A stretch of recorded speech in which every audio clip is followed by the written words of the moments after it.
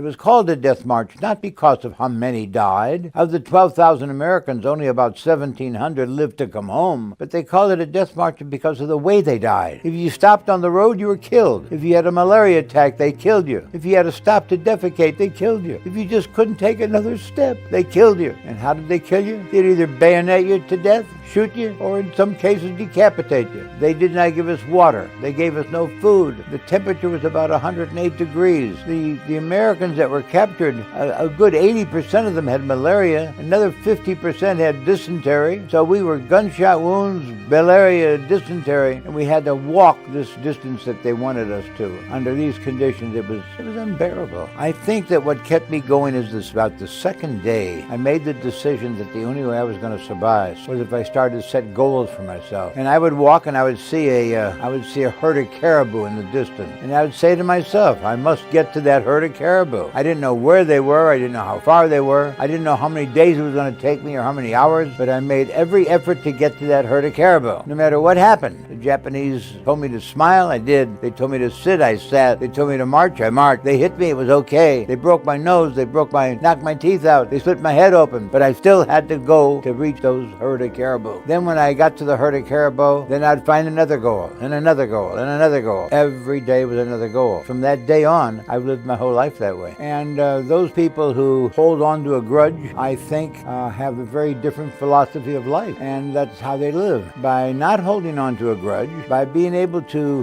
roll with the punch, I think it's a lot easier to live. My life is a lot happier because I've learned how to adjust to adversities and how to deal with it. You know, disabled American veterans doesn't mean that you have to be disabled with the loss of a limb. You could be disabled other ways. And I do believe that every man that came back from Bataan are disabled in some manner, either mentally, emotionally, through a physical attribute. And I think we're all a member of the DAV in one way or the other. If we're not, we certainly should be. But the DAV was very kind to me in many ways. I'm very appreciative of that.